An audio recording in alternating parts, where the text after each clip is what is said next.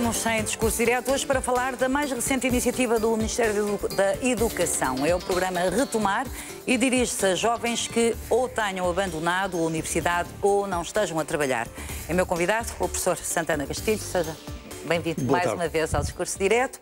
Já sabe que, como sempre, conto também com a sua participação através do número habitual 21 044 11 45, ou se quiser envie a sua opinião, por favor, curta para o e-mail discursodireto@tvi.pt. E eu lembro que o Governo está a preparar incentivos para ajudar estudantes que abandonaram o ensino superior para voltarem a estudar. Os apoios vão ser concedidos através do programa Retomar, com recurso a fundos europeus no valor de 1.300 milhões de euros, segundo o Diário de Notícias. A ajuda destina-se a jovens com menos de 30 anos que não estejam nem a trabalhar nem a estudar. Desconhece ainda outros critérios para atribuir estas bolsas que visam combater o abandono das universidades por falta de meios económicos. O Ministério da Educação está a preparar o programa para que entre em vigor já no próximo ano letivo. 21 044 11 45 é o número que pode e deve ligar para ser parte deste nosso discurso direto. Sr. Professor Santana Castilho, isto é para a geração, ou este programa é para a geração nem, não é? Nem podem estudar, nem estão a trabalhar. Parece que sim. Conhece pouco, como aliás referiu. Aquilo que eu vejo nestes programas, é evidente que tudo aquilo que se possa fazer para minorar esta situação, enfim, preocupante do ensino superior e dos jovens que querem estudar e não têm meios económicos, é bem-vindo. Dito isto, há muitas perplexidades que se levantam com este programa. Este programa não aparece isolado. O Ministério da Educação, em pouco tempo, tirou da cartola dois programas. O mais superior, não é? O mais superior não acha? Se quiser, então, três programas. Estou-me a referir àquele outro anunciado há pouco tempo, de uns cursos que ninguém sabe bem o que é, de meia licenciatura. Sim, para o ensino superior. Também com 200 milhões por ano, este, a fazer fé naquilo que a imprensa diz, serão 1.300 milhões para 2 anos. E, portanto, penso eu que com alguma legitimidade, um cidadão atento a estas coisas não dissocia estes programas de um certo cheiro a eleições europeias e de 2015. Sim. Este programa de que hoje tivemos conhecimento utilizará verbas de fundos europeus, tem uma série de aspectos daquilo que é já conhecido, que são aspectos preocupantes, designadamente esse que Foucault, não é? Os jovens neste programa têm que estar nem a estudar, nem a trabalhar. Sim. Bom, primeira perplexidade, mas porquê isto? Nem a estudar, nem a trabalhar? Eventualmente porque é isso que interessa para abater aos números do desemprego. Sei lá, por exemplo, aqueles jovens que, estando na universidade, tendo tido dificuldades económicas e que exatamente abandonaram os estudos porque as famílias e os dramas... Bom, e tiveram que aceitar um qualquer emprego, eventualmente miseravelmente pago, agora não podem candidatar-se a estas bolsas. Sim, poderiam, por exemplo, estudar à noite. É estranho isso, não é? Esse é um outro problema. Saímos de um discurso que ainda continua, do ensino ao longo da vida. E os cursos noturnos cada vez são menores? Cada vez são menores. Aliás, um dos dramas da falta de acesso ao ensino superior foi um corte radical nas possibilidades de estudar em horários pós-laborais. Portanto, tudo isto com ressalva inicial de que realmente todo o tipo de iniciativas para ajudar a esta situação dramática... São bem-vindas, São bem-vindas. Mas temos uma série de problemas que estão por trás disto, que são altamente importantes, dos quais eu já foquei alguns, e há outros que durante o programa teremos certamente a oportunidade de ver. Porque, Sr. Professor, o que é verdade é que poderão ser, como é que eu ia dizer, remendos nesta altura, mas não vão ao fundo da questão. O que é verdade é que cada vez mais jovens, não há dados concretos. O Sr. Professor tem aí alguns bem interessantes sobre o abandono das universidades, porque as pessoas realmente não têm dinheiro para continuar a estudar. Depois há também os jovens que acabam a licenciatura e lá está, são os nem, porque nem estudam, porque já deixaram de estudar, mas também não têm trabalho porque não há trabalho. E há muitos que têm dívidas bancárias. Exatamente. Porque pediram dinheiro ao banco para fazer um curso superior, não é? E há pelo menos 500 mil que não podem sequer pagar aquilo que pediram para estudar. Todos esses problemas que foca levam-me e levam as pessoas que estão atentas a estes problemas a dizer liminarmente que o Ministério da Educação e da Ciência não tem uma política definida. Estas medidas são medidas casuísticas, são medidas que aparecem sem que correspondam a nenhum delinear de uma política coerente, com princípio, meio e fim. É um constante stop and go. Veja, por exemplo, o recente problema, a recente polémica da diminuição brutal do financiamento à ciência. Mesmo às universidades. As universidades estão bem, temos ainda aí o problema que continua latente dos 30 milhões que desapareceram dos orçamentos das universidades, sem sequer o próprio Ministro da Educação, aparentemente, ter bem consciência disso. Portanto, foi digamos assim, um golpe de mão do Ministério das Finanças, relativamente ao qual o conhecimento chega aos reitores através de uma qualquer passagem por notícias, via internet, enfim. Tudo isto mostra, como refere, a ausência de uma política coerente e de uma política que prepare, de facto, o futuro. É evidente que toda a gente percebe que num quadro de crise terrível como a que tivemos, teria que haver forçosamente cortes. Mas esses cortes deviam de ser pensados e tomados não de maneira cega e não planeada, mas em função de um projeto, digamos, de uma estratégia para a solução dos problemas do país no futuro. Referiu, deixe-me só, já que referiu os números, não existem números, enfim, rigorosos, mas eu tenho aqui, no anterior ano letivo, 1.600 jovens da Universidade do Porto terão abandonado a universidade por falta de recursos económicos, 700 anularam na Universidade do Minho e 4.000 estavam com propinas em atraso. Em Aveiro, 27% tinham propinas em atraso. Em Lisboa, 20% a 25%. Em Coimbra, 1.000. No Algarve, 980, o que representava 14% da massa estudantil. E curioso, só para terminar, se nós depois virmos o que é que aconteceu às bolsas de estudo, aquilo que vemos é que 34,8% em 2004-2005 tinham bolsa de estudo, mas no ano letivo anterior apenas 28,6% tinham bolsa de estudo. E o que é curioso é que estas bolsas de estudo, 60% dos bolsistas tinham menos de 200 euros por mês. E 1,3% apenas é que tinham mais do que 600 euros por mês. Falou também das dívidas ao banco. Bom, isto pode ser, digamos, injusto da minha parte, mas eu pergunto-me se por trás deste programa não pode estar também uma necessidade de acudir uma vez mais aos bancos, que nesta altura, segundo os números, terão cerca de 10 milhões de euros em dívida incobrável desses empréstimos, não é? E, portanto, é tudo isto que devia de ter uma visão integrada, discutida com os parceiros, programada e que nós não vemos por trás destes programas. É verdade. Vamos já continuar a falar e vamos falar realmente depois, porque temos que também conhecer em detalhe este programa, este retomar também para tentarmos informar melhor as pessoas, porque eu acho que não será muito fácil largar um emprego só porque quem o tem, os jovens universitários que deixaram as universidades, para voltar com uma bolsa de estudo que não sabem de quanto é e quanto tempo é que vai existir. De um ponto de vista ético, veja como esta medida aparentemente começa a ser lançada. Quer dizer, o jovem que fez sacrifícios, e quantos os terão feito, buscando emprego para se manter a pagar as suas propinas, ficam aparentemente fora deste sistema. Exatamente. Aqueles nos quais alguns até podem tê-lo feito por razões não as mais nobres, abandonaram os estudos e não trabalham nesta altura, são quais elegíveis. serão os critérios, não é? Sim, isto eticamente incomoda as coisas serem lançadas assim, com esta superficialidade.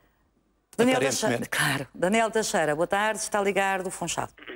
Paulo Magalhães, boa tarde para si, como está? Boa tarde. Boa tarde para o seu professor. Olha, começo por dizer que concordo com estes incentivos. É melhor pouco do que nada. É claro que não poderemos ser ingênuos ao pensar que não fazer alguma ligação com as eleições que se avizinham, as eleições europeias e no próximo ano legislativas.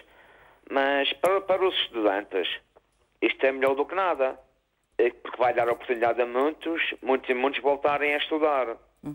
Agora, ainda pouco sabemos acerca disto, ainda não está, os critérios não estão totalmente definidos, mas isto é fundos europeus, já há que aproveitar. Então, caso contrário, Portugal, de outra forma os estudantes não teriam que abandonar o ensino superior, não teriam oportunidade de voltar a estudar. Eu ouvi o seu professor e respeito, claro, a opinião de todos, e do seu professor, que é uma pessoa sábia, e sabe o que diz, está muito mais bem informado que eu. Mas agora pergunto ao seu professor, então nós vamos agora desvalorizar tudo? Esta medida do governo vamos desvalorizar, vamos dizer que é só por interesses eleitorais? Quer dizer, não tem nada de positivo. Claro que deve ter alguma coisa de positivo, porque é perguntar aos estudantes, como já vi hoje alguns a responder, e disseram que até ficaram emocionados de poder voltar ao ensino, a estudar. Agora, claro, que há injustiças, mas ainda não sabemos todo, ainda não está tudo decidido. E claro que estar a trabalhar um trabalho precário, mal remunerado, não deve ficar excluído. Eu penso que o Governo vai incluir esses alunos que querem voltar a estudar. Agora, não vamos subestimar tudo, desvalorizar tudo e dizer, bem, isto é uma migalha, é uma esmola. Quer dizer, alguém tem fome, diz assim, olha, dou-te um papo seco, pá, não tenho outra coisa. E eu vou dizer assim, não quero um papo seco, eu quero um bife. Tenho fome, mas só como bifes, não como papos secos. Isto também nem 8, nem 88. Acho que, claro, como já disse e repito, para não me repetir, não voltar a repetir, não ser repetitivo, o Governo está com o pé atrás, mas então não é de valorizar isto, não é de aplaudir. Agora isto ainda está no início, nós sabemos todos, nós estamos devidamente, não sabemos tudo como irá se processar, mas acho que sim, acho que é de aplaudir e vamos aguardar para ver. Sim, senhor. A minha opinião é muito essa. obrigada. Obrigado. E é sempre válida. Muito obrigada, Daniel Teixeira. Jorge Moura, boa tarde. Está a ligar de Odivelas. Boa tarde, Paula. Para si e para o seu convidado. Olha, deixe-me só dizer que o seu convidado é muito falado aqui em casa. Por mim e pela minha mulher, por uma razão muito simples. É que ele foi, talvez, a primeira pessoa que foi enganada por Passos Coelho. Ele foi uma pessoa que que acreditou em Passos Coelho, até o célebre livro de Passos Coelho sobre realmente a política da educação, e penso que aí realmente houve um divórcio completo entre os dois. Foi o primeiro enganado, depois a partir daí já dezenas, centenas de milhares de portugueses que foram, mas eu que acompanho a política com alguma atenção, eu penso que ele foi o primeiro. Vamos lá ver, e deixe-me começar também por dizer que eu não compreendo o Daniel Teixeira dizer que isto é fundos europeus ou que realmente isto é uma ajuda para os alunos. Quer dizer, até uma pessoa que tem um part-time a receber, nem que seja 300, 400, 500 euros por mês, vai abdicar disso para receber 1000 e tal euros por ano, quando dá para as matrículas, para as propinas, perdão, dos estudantes? Não compreendo isso. Eu devo dizer que os meus dois filhos se licenciaram, tanto um como o outro, com bolsas de estudo. E que realmente só dava, e cada vez deu menos, um licenciou-se em 2008 e outro em 2009, dava para as propinas, mas foi uma grande ajuda. Mas também não estou a ver realmente que alguém esteja para abdicar de um part-time, porque senão ia para uma universidade privada, ou estava já numa universidade privada, não estava à espera destes 1000 e tal euros e abdicar do seu rendimento. Sim, Jorge Moura, mas convém também não esquecer, e o Sr. Professor depois irá ajudar-me nisso, que muitas das universidades privadas, também muitos alunos cancelaram as suas matrículas, sim. Porque também, e alguns deles também não têm hipótese sequer de arranjar um part-time. Portanto, ainda podíamos arranjar part-times, não era? Hoje em dia não. Paula. Sim. Mas a Paula divida por 1000 e tal euros por ano dá 100 euros. Sim. É o que dá. Dá cerca de 100 euros por mês. Portanto, não estou a ver que realmente isto seja a solução para o problema dos alunos. Esta falha, que eu considero uma falha e realmente este Ministro da Educação tem que mandar estas bombas às vezes para o ar, mas depois quando chegam ao chão não resultou em nada, tem duas causas. Em primeiro, foi no início deste governo não ter havido uma diferenciação, como havia em José Sócrates e antes, entre o Ministro da Educação e outro Ministro do Ensino Superior e da Ciência. Porque realmente são duas coisas que no século XXI não são compatíveis uma com a outra. As verbas são completamente diferentes, o tipo de alunos e a idade deles são completamente diferentes. Sim. E precisam ter uma atenção especial. E depois, e isto penso que será praticamente impossível para Passos Coelho, ter uma pessoa no Ministério do Ensino Superior como teve Mariano Gago. Paula, é tudo. Muito obrigado. Obrigada. Obrigada, Jorge Moura. Vamos já falar também sobre as suas questões. João Ramos, boa tarde. Está a ligar de Trajoso. Muito boa tarde. Boa tarde. Muito boa tarde, Paulo, e ao seu convidado, que eu muito admiro também e estimo. Era sobre o assunto em epígrafe. Estamos a 2 meses ou 3 meses das eleições. É claro que a senhora aqui assim agora vai oferecer para isto aqui aos estudantes. Como melhor dizendo, ele nunca devia ter era retirar os incentivos aos estudantes. Primeiro retirou e agora fica na fama depois que os vai dar. Isso é tudo à tripa forra. Faltam 2 meses. Mais seguirá através do Ministério da Educação e outros ministérios a seguir, porque nós já estamos habituados a isso e assim. Olha, muito boa tarde para si e para a sua convidado e muito obrigado. Obrigada, tenham uma boa tarde. Sr. Professor, bom, nem tudo é mau, diz o Daniel Teixeira, e qualquer oportunidade, eu creio que é boa para se poder voltar a estudar, ou se tentar voltar a estudar. Eu creio que o professor Santana Castilho disse isso logo no início. Sim, claramente. Qualquer programa destes é bem-vindo, como é óbvio. Estávamos a falar da perversidade desta situação, não é? Primeiro... Exatamente. E esse é o problema. Este nosso ouvinte, Daniel Teixeira, coloca aqui o problema de que tudo aquilo que venha é bem-vindo e não vamos aproveitar os fundos comunitários. Bom, realmente, como reiterou, eu disse exatamente isso. Todas as medidas que ajudem a trazer para o sistema quem dele saiu por razões económicas são bem-vindas. Mas a questão não é essa. Não podemos fazer aqui a história dos fundos comunitários, mas se a pudéssemos fazer, seria fácil mostrar a este ouvinte como esta política de que são fundos comunitários vamos aproveitar teve efeitos perversos enormes, em várias áreas, enormes na economia do país, não é? E, portanto, aquilo que seria bom é que estes milhões, creio que são 24 ou 27 mil milhões que vêm em 7 anos, fossem, digamos, gastos num quadro que eu já aqui referi, num quadro de desenvolvimento estratégico do país. Agora, a questão que o ouvinte seguinte colocou, Jorge Moura, esta questão parece-me muito mais pertinente na medida em que realmente aquilo que se verifica é que as políticas seguidas até aqui, de facto, afastaram do sistema uma série de jovens. E agora há medidas, aparentemente que não conhecemos bem, casuísticas, que querem trazer ao sistema. Este aspecto, por exemplo, do retomar, o outro programa que vem, digamos, a reboque deste, é absolutamente caricato. Quer dizer, o convite é jovens vão estudar para as instituições do interior, quando... Sim, o mais superior, exatamente. Sim, quando nos últimos anos tudo aquilo que se tem feito neste país é desertificar o interior do país. E, portanto, eu penso que um político sensato não pensa que, levando jovens a fazer um curso, se eles forem, depende das tais bolsas de mobilidade para o interior, que isso vai resolver algum problema de fixação no interior. Quando se fecham maternidades, hospitais, estações de correio, caminhos de ferro, etc. E, portanto, se desertifica o país, se é uma política coerente de de trazer pessoas para o interior, não são estas medidas que são vão pessoas resolver. que poderão ir para o interior do país, mas poderão não se fixar porque depois não há nada, que os consiga se é que isso depois funciona, lá, não é? Quer dizer, nós não conhecemos. Aquilo que conhecemos é o que veio em meia dúzia de linhas na imprensa, não é? Mas aparentemente, e sobretudo com, digamos,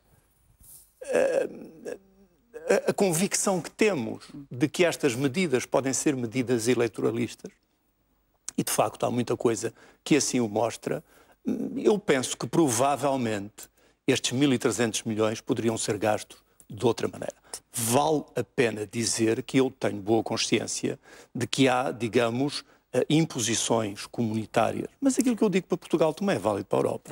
A Europa é também responsável por boa parte da desgraça que caiu em cima dos países. E também a Europa não está alheia a medidas eleitoralistas. Já as tomou no passado. Não é? E convém não esquecer que também haverá eleições, não é? Europeias, até para os dirigentes também. São as próximas, não é? Como é óbvio, são as próximas. João Jorge está ligado do Faial, nos Açores. Boa tarde. Não? Pronto, caiu a chamada. O João Jorge não, mas eu posso ler um e-mail do Ladislau Paulo que diz que estes incentivos, é de Vila Nova de Gaia, que estes incentivos são um rebuçado para adoçar a boca aos estudantes, pois estamos à porta de eleições. Eu tenho... É o Joaquim Teixeira? Acho que é. Joaquim Teixeira? Estou sim. Olá, boa tarde. Está ligado a Lisboa. Estou sim, boa tarde. Olá, boa tarde. Estou sim? Força, está no ar. Estou sim, boa tarde. Boa tarde. Portanto, é o seguinte, eu gostaria também de cumprimentar a senhora e o seu professor. Sim. E a questão que eu ponho é esta. É assim, se nós temos no nosso país uma quantidade de jovens que terminaram cursos, que os próprios pais tiveram uma vida difícil para meter esses seus filhos a tirar os cursos, para depois, neste caso, mandá-los para fora, porque não há qualquer tipo de incentivo a eles ficarem cá. Eu gostaria de saber o seguinte, o porquê agora deste governo vir com estes incentivos para recuperar os jovens a regressarem às universidades para terminarem cursos, quando propriamente o governo, este governo que nós temos, não lhes dá saída para continuarem, neste caso, uma carreira futura. E então, eu ponho também esta situação. Eu tenho 38 anos, sou empregado de mesa, não discordo em nada da minha profissão. Tenho a minha cultura dentro daquilo que me foi possível através dos meus pais. E não cheguei a acabar nem o secundário, nem muito menos cheguei a entrar para o ensino superior. Uhum. E gostava, Joaquim Teixeira?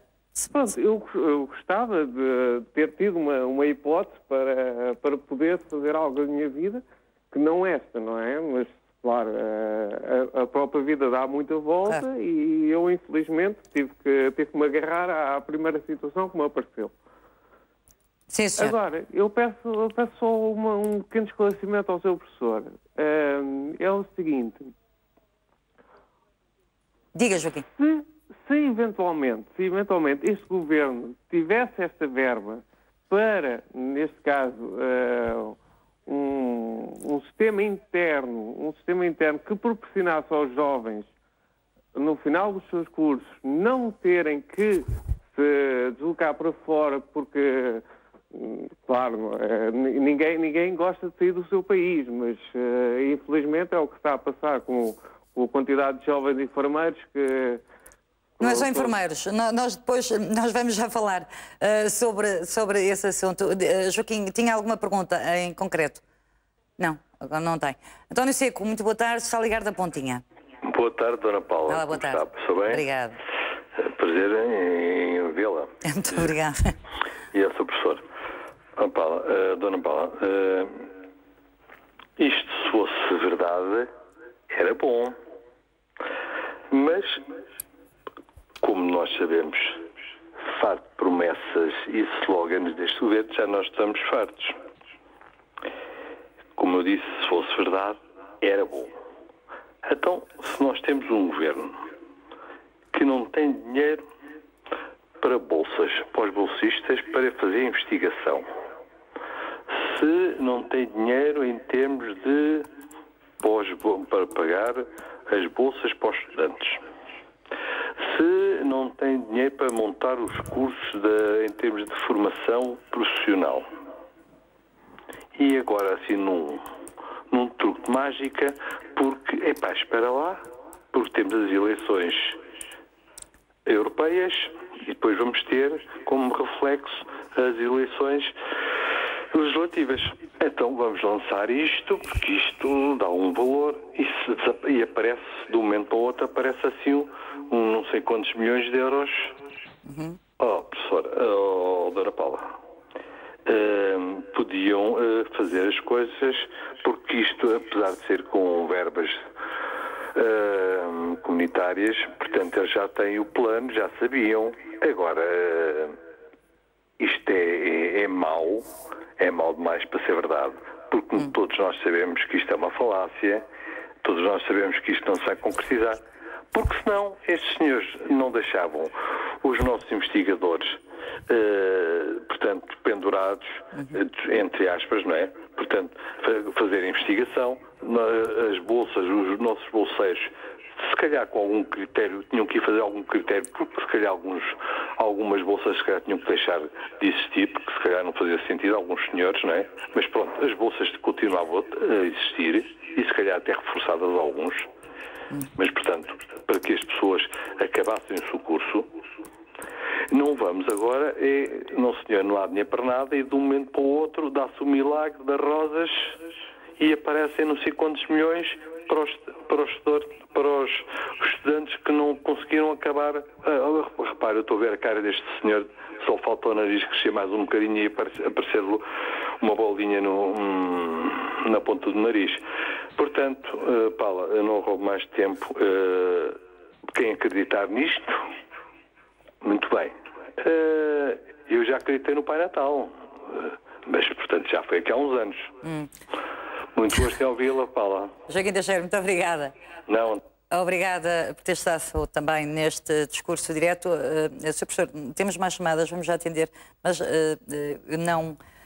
não resisto a perguntar-lhe, porque achei muito irónico, e depois de toda aqueles problemas por causa das bolsas para os nossos investigadores, depois o Executivo dar um Visa investigador para investigadores estrangeiros em Portugal, um Visa Gold, como agora se dão aos chineses para comprarem cá casas, também para os investigadores estrangeiros. Não lhe parece, no mínimo, sarcástico? Parece-me, nada me admiraria. Aliás, isso, em certa medida, já se fez. Não podemos esquecer que, enfim, reconhecendo que o ministro Mariano Gago foi um excelente ministro da Ciência, em meu entender, um mau ministro do Ensino Superior, mas um excelente ministro da Ciência, Portugal financiou, nessa altura, o MIT, grandemente. Enfim, a lógica era outra, mas aconteceu. Mas, de facto, parece-me haver aqui nas intervenções dos nossos ouvintes duas linhas. Uma linha que eu compreendo, que diz, bom, mas vamos menosprezar uma hipótese de meter 1.300 milhões no sistema. Não, certamente que não. Mas a questão não é essa. A questão é realmente perceber que isto pode